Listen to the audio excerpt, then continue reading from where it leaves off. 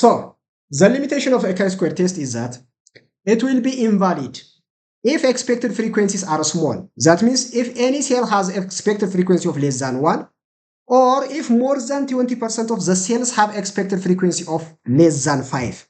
So that will be invalid in this case, So what should we do if the chi-square test is invalid in this case? Before just rushing to use Fisher's exact test, what we are going to do is we can just combine related rows or related columns. When we just merge rows and columns, the frequencies will be getting higher and higher. So because of having a higher frequency, the expected frequencies could become greater or larger, But by doing or by merging each column and row, finally you may end up with a 2 by 2 table, Then after you cannot merge. We cannot merge a 2 by 2 table thereafter because to say that it is a contingency table, the minimum number of rows and columns is 2 by 2. After just making the table as a 2 by 2 table, by merging the column and the rows, we cannot proceed then after. So after merging, but the merging should be made carefully. We are going to merge related rows and related columns. Simply, we are not going to merge any row or any column, which are not related, But if they are related, after merging related rows and columns, if we proceed until we reach 2 by 2 table, then after we cannot proceed. And after just reaching a 2 by 2 table, if the criteria is not fulfilled, then after we'll go for Fisher's exact test. After a 2 by 2 table, if the assumption for chi-square is not valid or is not fulfilled, then we will proceed to use a Fisher's exact test. Fisher's exact test. So this is what this slide is talking for you. So the Fisher's exact test is a test for association that answers the same question as the chi-square, but it is valid for any sample size. For small sample size, that means for expected frequencies less than 5 or less than 1 for any cell, whatever it is.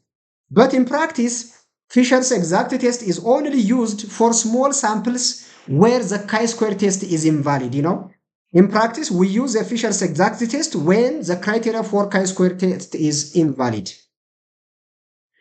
So, the Fisher's p-value, similar with the chi-square, we can calculate the Fisher's exact test, the tabulated, the calculated, and we can just obtain the p-value, So the Fisher's p-value is the exact probability of getting the observed frequencies or something more extreme by chance when we assume the null hypothesis was true. That is a definition of p-value that we have seen previously,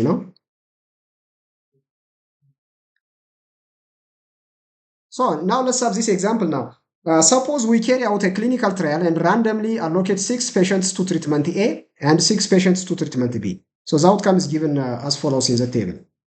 We do have treatment A and treatment B. So the total number of individuals in the treatment A are 6, in the treatment B are 6. Those who survived in treatment A are 3, who died 3. In treatment B, again, those who survived, they are 5 in number, and the number of days is 1. Total survived 8, total number of days is 4.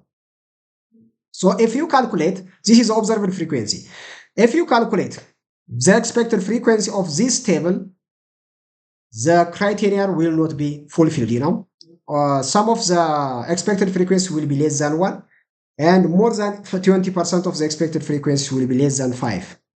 Less than 5. So that is a limitation, so that using a chi-square test will not be valid for this example, So the question here is that test the hypothesis that there is no association between the treatment and survival at a 5% level of significance, alpha 0.05. So the question here is that, is there an association between the treatment and the survival? So the null hypothesis will say that there is no association between the treatment and that of the survival. And the alternative will say that there is an association or relation between the treatment and the type of treatment and that of the survival status. So as can be observed from the given table or the given data, all expected frequencies are less than 5. If you calculate the expected frequency, all the expected frequencies are less than 5. So therefore, we use the Fisher's exact test because the chi-square test will not be valid as all the expected frequencies are less than 5, So now the formula for the Fisher's exact test will be just derived from this table. Now the cells will be labeled as A, B, C, D, total number of column, C1 for the first column, C2 for the second column. Total number of row for the first row, row 1, for the second row, row 2, or R2. And the total number of sample size, capital N. So that the exact probability for any given table is now determined from the following formula, the exact probability, the Fisher's exact test. Row 1 factorial multiplied by row 2 factorial multiplied by column 1 factorial multiplied by column 2 factorial over the total sample size capital N factorial multiplied by A factorial multiplied by B factorial multiplied by C factorial and then multiplied by D factorial. So this is the exact probability for the given table. The way that we need to just calculate the Fisher's exact test, So the exclamation mark, as the factorial is to mean that the successive multiplication by cardinal numbers. For example, 5, if you say 3 factorial, it means 3 multiplied by 2 multiplied by 1. You see? Multiplied by 1. By convention, 0 factorial is 1, If you include 0 factorial or not, it is the same. Because by convention, 0 factorial is 1. No difference at all. So this will be the formula for just calculation of the exact probability in Fisher's exact test. So there is no need to enumerate all the possible tables, that means the more extreme table is the table having less frequency than the given values over here. Over here, for example, this is the given table. The totals, the grand total, this cannot be changed, But the number of frequencies within each cell can be changed, The more extreme table is the table having less number of frequencies than the observed frequencies over here. So the next more extreme table for this could be, instead of making this 3, we can just make as 2. But this 3, we subtract 1 and we make this 2. And for the next 3, we cannot make 2 similarly because since we have already subtracted the number 1 from 3, we can add 1 over here. So instead of 3, we can just make as 4 plus 1. And here we can just make it 4 or maybe 6. We can add 1. And then from the next one, from 1, we can subtract 1. It will be 0. So the more extreme table can be obtained by changing the frequency of each cell. So finally, each of the cells will become 0. The final more extreme table will have 0, 0 cell. 0 frequency. Each of the cells will have 0. So until we arrive 0 cell within each, 0 frequency within each cell, we can make more extreme table. But it is not expected to calculate all possible more extreme tables, Rather, it is just enough to do the first observed results for the table and the next one extreme table. Then we can multiply that value by 2. Okay. So this is what this slide is talking about, There is no need to determine or to enumerate all possible tables. The probability of the observed, that is the given result in the table, and all more extreme tables arising by chance can be found from simple formula given above, the formula that we have already seen, given by factorial. So the probability of the observed table, that means, for example, let me just go back to the table.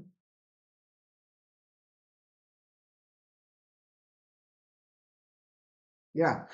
Total number of column 1, total number of column 2, 8, 4, and row 1, 6, row 2, 6, and then A, B, C, D, 3, 3, 5, 1. So now we are going to use these numbers in this formula, in this formula. So that 8 factorial multiplied by 4 factorial, 6 factorial, 6 factorial over 12 is the grand total number of individuals. Then A, B, C, D over here. This is the observed table. The probability of the observed table is finally it will be 0.24. The probability of the observed table. Okay. Now the probability of more extreme table. The row total and the column total will not be changed. and the grand total will not be changed. But the frequency of the cells can be changed to make the more extreme small values till we arrive at 0. So for example, the first cell was 3 in the observer table. Now we make this as 2 by subtracting 1.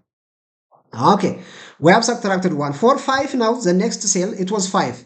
Now, instead of subtracting, we will add, because in the first cell we have subtracted 1. Now we need to add to 1 value to the next cell. That is, it will become 6.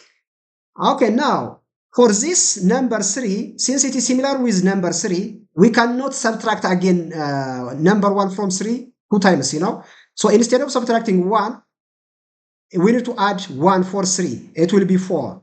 So now, since we have added 1 to this 3, then after, for the number 1 in the next cell, we need to subtract 1. 1 minus 1, it will be 0. In this way, we can continue, but it will be enough for now. We have already calculated one more extreme table. So for the probability of the more extreme table for this one is 0.03. Now, consequently, the final result will be the probability that the difference in mortality between the two treatments could be due to by chance will be the summation of these two probabilities, 0.24 plus 0.03, multiplied by 2, because we do have these two tables, observed and one more extreme table. So 2 multiplied by this, the summation of the probability of the 2. So finally, the probability will be 0.54. The probability will be 0.54. If you calculate 3 more extreme tables, you will sum up the probability of the 3 tables and you multiply by 3. In this way, you can continue, but it will be enough over here to stop. No need to go further, Okay, so the p-value is now 0.54. It is greater than the usual cutoff level of 0.5. Oh, 0.05. So here's the hypothesis that there is no association between the treatment and the survival cannot be rejected because, as we can see previously, the level of significance was 5%, 0.05. But the p-value that we have obtained over here is 0.54. So the p-value is greater than the level of significance, 0.54 is greater than the level of significance alpha, which was given as 0.05. So if the p-value is greater than alpha, we will accept the null hypothesis. It will not be rejected because the result is not statistically significant. To say that the result is statistically significant, the p-value should be less than alpha. The cutoff level of alpha is 0.05. So the p-value should be less than 0.05, But in this case, it is greater. So that we cannot reject the null hypothesis. So the null hypothesis, which states that there is no association between treatment, the type of treatment, and the survival, cannot be rejected. But if the p-value is less than 0.05, that is level of alpha, we can reject the null hypothesis. So this is the way that we need to just use the Fisher's exact test when the criteria for chi-square is not valid. When the criteria for chi-square test is not valid, we use Fisher's exact test in this way. Okay, the last issue for today's class. The last issue for today's class is analysis of categorical data for two related proportions. Analysis of categorical data for two related proportions. That means we do have two population proportions, but the proportions are not independent. They are related. See, like analogous with that of the paired t-test, before and after. We do have the same sample, but the sample has been measured 2 times, before and after. And the outcome is measured in terms of proportion. Therefore, we do have two related proportions.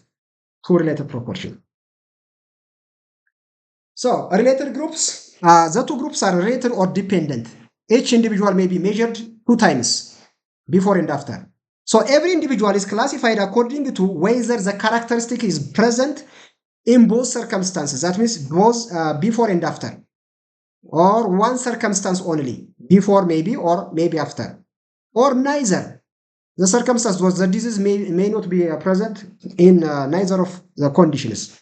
It may not be present before and after, So in this case, if we do have two related proportions, we are going to use the McNemar's test. The McNemar test. If we do have before and after or two related proportions, a categorical type of data which is reported in terms of proportion, but if the data is related, the type of the test that we are going to use is the McNemar's test. McNemar's test. So this test is used in a repeated measure situation in which each subject response is collected twice, once before and once after a certain intervention. So the McNemar test determines whether the initial response rate, that is the before event, equals with that of the response rate after the intervention. So that is the null hypothesis will say that the initial response rate is similar with that of the after the intervention. And the alternative will say that the initial response rate is different from the after the intervention rate, the response rate after the intervention. So that is the way we need to state the null hypothesis and the alternative hypothesis. Okay. So this test is useful for determining or for detecting changes in response due to experimental intervention in before and after design, Before the intervention, the outcome will be measured, and after the intervention, the outcome will be measured. Like, for example, prevalence of malaria in a certain district before just starting a certain intervention could be measured. And the intervention will be given for some period of time. So after giving the intervention, the prevalence of malaria in that district, it will be measured. So the before and after status of the malaria prevalence will be measured in terms of the McNemar's test, whether the intervention had brought a statistically significant change or not in terms of the prevalence of malaria. That is application of McNemar's test, So analogous with that of, or just as in the paired t-test, we would hope to improve our analysis by taking into account the fact that the samples are the same. The same study population is measured twice, before and after. So we might expect, for instance, that symptoms or any other developments on the two occasions will be related, before and after, because the same study population or the same sample is measured twice. So that the outcome being measured on the same sample will be related. The outcome before the intervention and the outcome after the intervention is related because the study subjects are the same. They are themselves, they are the same. Okay. So now, the null hypothesis states that the proportions saying yes on the first and on the second occasion are the same. Positive for malaria before the intervention and positive for malaria after the intervention. That is similar. The null hypothesis will state in such a way. But the alternative one will say that one of the proportions saying yes exceeds the other. That means if a certain individual said yes before the intervention, it is expected that after the intervention it will be no. That is the alternative hypothesis.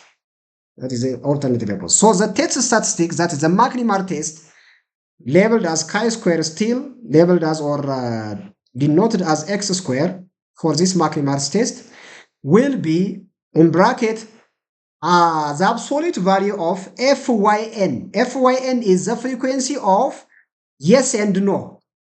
The agreement, yes and no values minus the frequency of again no and yes. And under the absolute value again minus 1 the whole square it over f the frequency of yes and no plus the frequency of no and yes. That is the denominator, where f is the frequency, y is yes, and n is no. Now let me just show you what does this refers to in the example data set.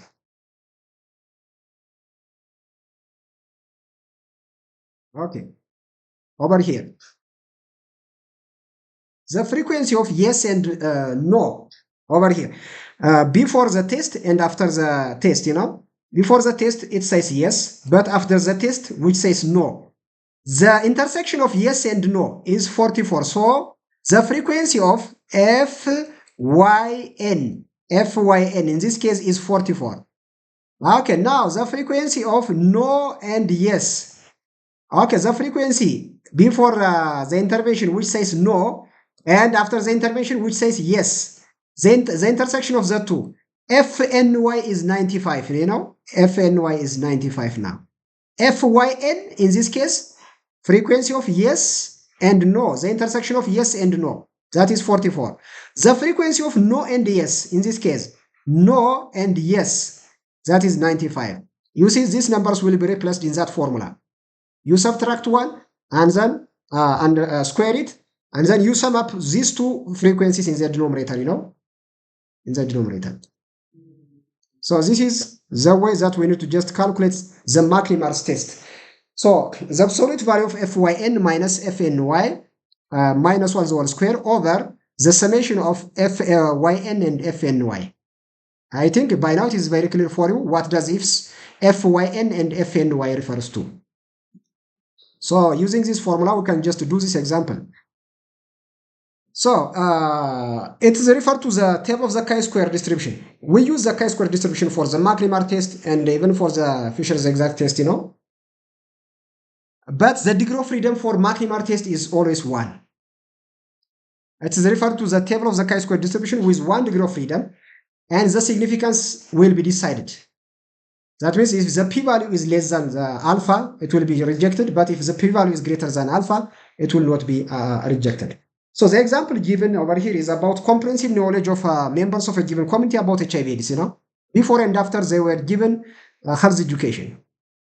So before they were given health education, proportion of individuals who said yes are 125 totally. Proportion of individuals who said no without knowledge about HIV/AIDS was 195. But after health education, those who have knowledge about HIV/AIDS are 156. From 105, it increases to 156. And those without knowledge after the health education was 144. But before the health education, those without the HIV knowledge was 195. So because of having a knowledge, it reduces, you know, it becomes reduced. So now, we are asked the test that will be appropriate is, you know, the McNemar's test, because it is reported in terms of two related proportions. We can calculate the proportion of who said yes, 105 divided by total number of sample before, and after is 156 divided by 300. So P1 and P2, before and after, can be calculated in this in such a way, you know. Okay. So now by using the McNemar's test that is provided previously, the formula with degree of freedom 1, the McNemar chi-square will be 17.98, approximately 18. So with the previous formula, if you calculate the McNemar chi-square, it will be 18. With degree of freedom 1, the p-value will be less than 0.001. So the usual cutoff level for alpha is 0.05. So the level of significance, the p-value is less than the level of significance. This p-value is much less than 0.05. So we can conclude that there is a difference between before and after the intervention, you know. That means we can reject the null hypothesis and we can accept the alternative hypothesis.